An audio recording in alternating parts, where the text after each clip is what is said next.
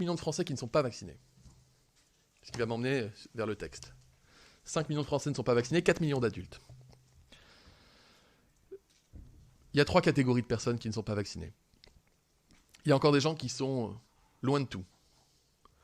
Loin de l'information, loin du système de soins, assignés à résidence.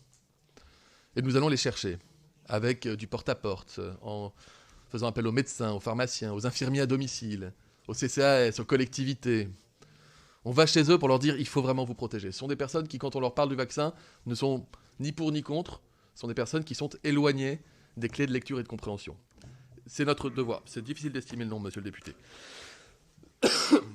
Il y a une deuxième catégorie de personnes qui ne sont pas vaccinées que je qualifierais des méfiants. Ceux qui vous disent ça peut aller du Covid n'existe pas, au vaccin tue, au vaccin n'est pas efficace. C'est un magma de gens qui se sont petit à petit enquistés dans une forme de contestation, pouvant prendre parfois des allures vraiment, pardonnez-moi pour l'expression, mais pas loin d'une forme de délire, considérant qu'on leur veut du mal. Je vous dis ça parce que ce sont les réanimateurs qui me le disent, avec des patients qui sont parfois en train de refuser les soins qu'on leur donne. Des patients qui s'étouffent, qui ont besoin d'oxygène, qui ont une saturation en oxygène à 80%, donc il faut leur mettre de l'oxygène, ils s'arrachent le masque. Ce sont des gens qui lorsqu'ils sortent de réanimation, après avoir échappé de peu à la mort, vous expliquent qu'en fait, on leur a inventé cette histoire de Covid pour faire croire qu'il y avait une maladie. Ces gens-là, on ne va pas se leurrer. D'ailleurs, c'est souvent eux qui vous menacent. Ces personnes-là, ni un pass sanitaire, ni un pass vaccinal, ni une obligation vaccinale ne les ferait changer d'avis. Ne les ferait changer d'avis.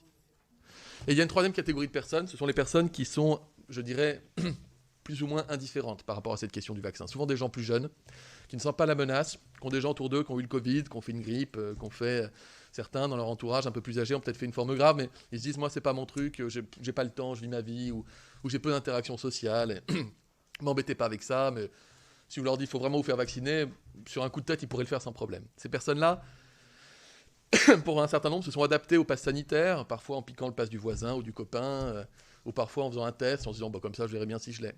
Ces personnes-là, la transformation du pass sanitaire en pass vaccinal, elle s'adresse à eux. Il faut se le dire, elle s'adresse à eux. Ça veut dire désormais, vous devez comprendre que vous ne pouvez plus considérer que vous êtes en dehors de cette gestion de crise, que vous êtes en dehors de ces risques. Et donc, on va continuer de resserrer les mailles pour pouvoir non seulement garantir que les endroits qui reçoivent du public sont indemnes de gens potentiellement contagieux, c'est quand même la finalité principale, mais aussi vous dire que maintenant, il faut vous faire vacciner parce que sinon on ne va plus s'en sortir. Voilà mon introduction. J'en viens maintenant